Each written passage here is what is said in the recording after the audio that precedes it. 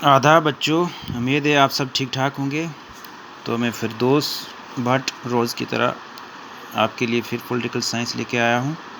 तो हमने पढ़ा था इसमें कोल्ड वार के बारे में। तो मैंने आपको लॉजिक ऑफ डिटरमिनेंस बताया था। तो आज के लिए मैंने आपको बताया था ये नॉन अलाइनमेंट मूवमेंट। तो नॉन अलाइनमेंट मूवमेंट से पहले एक क्वेश्चन और आ जाता है हमारे पास, जो है अरीनाज ऑफ द कोल्ड वार।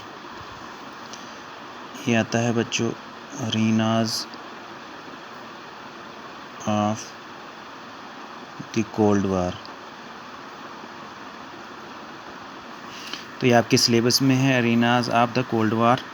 तो ये जो कोल्ड वार हुई थी, तो हम कह सकते हैं कि ये जो अरीनाज का मतलब हो कि वैसी जगहें जहाँ वार प्लेसेस, मतलब जहाँ जहाँ लड़ाई हुई हैं कोल्ड वार के दौरान, चाहे वो डायरेक्ट वार नहीं हो, लिमिट में हो या जैसे भी हुई हो, या उन्होंने क्रॉस अपनी लिमिट जो है क्रॉस नहीं की हुई थी, लेकिन तब भी कुछ समा बन गया था वैसा लड़ाई का।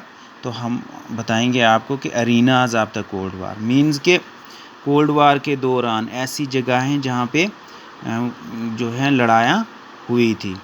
तो अरीनाज उन एरियाज़ को कहा गया है जहाँ पे ख़तरा या लड़ाई हो गई थी या होने वाली थी, लेकिन उन लड़ाइयों ने अपनी लिमिट जो है क्रॉस नहीं की थी, क्योंकि उसमें लिमिट अगर क्रॉस हुई होती तो हम कह सकते थे कि थर्ड वर्ल्ड वार जो है शुरू होगी, लेकिन वैसा नहीं हुआ। वहाँ पे डायरेक्ट वार हम उससे कह नहीं सकते हैं। तो ये खाली लड़ाई लिमिट में हुई, उतनी उसने लिमिट क्रॉस नहीं की हुई। तो ऐसी जगह हैं जहाँ पे वार्स हुई थी। तो ये कोरिया वार जैसे हो जाती है यहाँ पे 1950 से 53 कोरिया वार। तो ये कोरिया वार हो जाती है 1950 से 53 के बीच में। तो आपको बता दें कि एरिनाज ऑफ द कोल्ड वार में थोड़ा सा आपको बता देते हैं कि जो रशिया था, रशिया और क्यूबा दोनों ही अलाइज थे, ये मित्र थे। तो जब रशिया को पता चला कि यूएसए क्यूबा पे अटैक करने वाला है, उससे पहले ही यूएसएसआर ने अपनी मिसाइल वहाँ पर भेजी और रशियन बेस बना दिया। क्यूबा को सबको लगता है कि ये जो है न्यूक्लियर वार अब हो सकती है, क्योंकि वैसे ही माहौल बन जाता है वहाँ पे। तो ऐसा लग रहा है दूसरे देशों को कि यहाँ पे अब जो है तीसरी वर्ल्ड वार शायद हो सकती है, या ये जो वार होगी ये न्यूक्लियर वार हो सकती है। तो एक दिलचस्प बात यह है कि इस वार में जितनी भी ये वार्स हुई, तो वार में यूएसए और यूएसएसआर कभी भी अपनी ज़मीन पे नहीं लड़े, मतलब अपनी लैंड पे वो कभी भी नहीं लड़े। ये हमेशा दूसरों की ज़मीन पर लड़ते रहे, जैसे कि बहुत सारी वार्स हुई थी। तो ये दोनों देश समझ चुके थे कि अगर हम अपनी ही ज़मीनों पे लड़ें तो हमें नुकसान होगा। तो हम ऐसा करते हैं कि जितनी भी लड़ाई हम लड़ेंगे तो दूसरों की ज़मीन पे जाके लड़ेंगे। तो ये उनकी एक बहुत बड़ी पॉलिसी थी। तो इसमें हम बताएंगे आपको कि major arenas of the cold war. अब जो मेजर बड़ी बड़ी जो जगहें थी कोल्ड वार जहाँ पे हुई थी, तो हम आपको बताएंगे। तो ये था कोरिया वार, जो है कोरिया वार 1950 से 53 तक रहती है।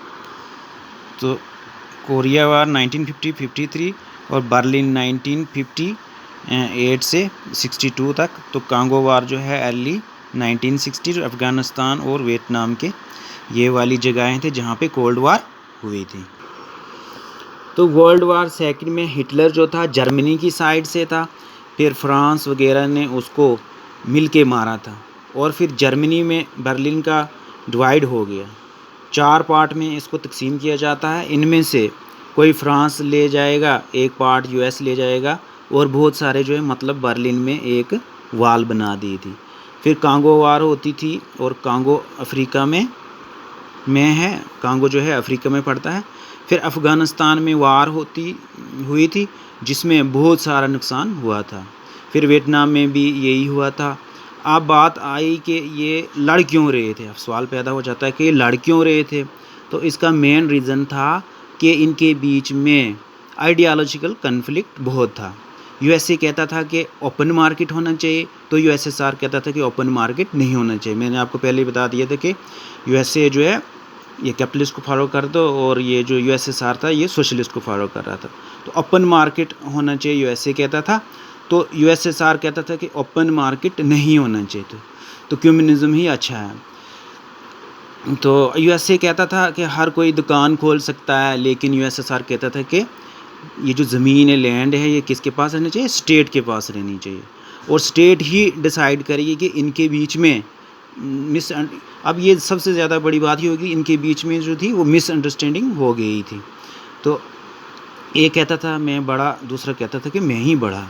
तो लेकिन ग्रेजुअली क्या हुआ कि जब उन्होंने देखा कि हमारे बहुत लोग मर रहे हैं, फिर उन्हें समझ आया कि वार लड़ना अच्छी बात नहीं है। ये एक हम मिलके आपस में एक काम करते हैं कि हम अपने पास बहुत सारा वेपन अपने पास ही रखते हैं, ताकि अगला हमारे साथ लड़ने से डरे।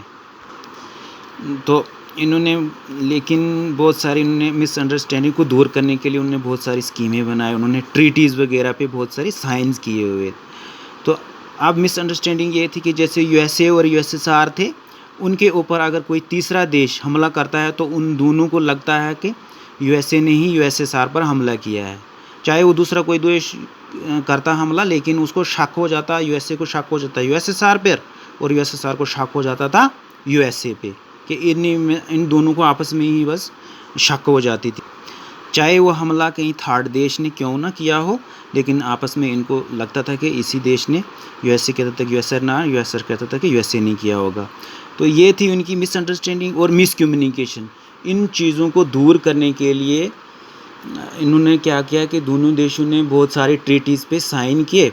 अगले 10 साल के अंदर उन्होंने 3 बड़ी ट्रीटीज़ की, जो थी 3 agreements were signed in the 1960s between US and USSR for the arm reduction. तो वो थी 3 बड़ी जो थी, limited test ban treaty, nuclear non proliferation treaty, जिसको एनपीटी भी कहते हैं हम, तो एंटी ब्लास्टिक मिसाइल ट्रीटी। तो ये 1 बाय 1 हम आपको आगे बताएंगे, अच्छे से इनको एक्सप्लेन करेंगे हम ब्रीफली।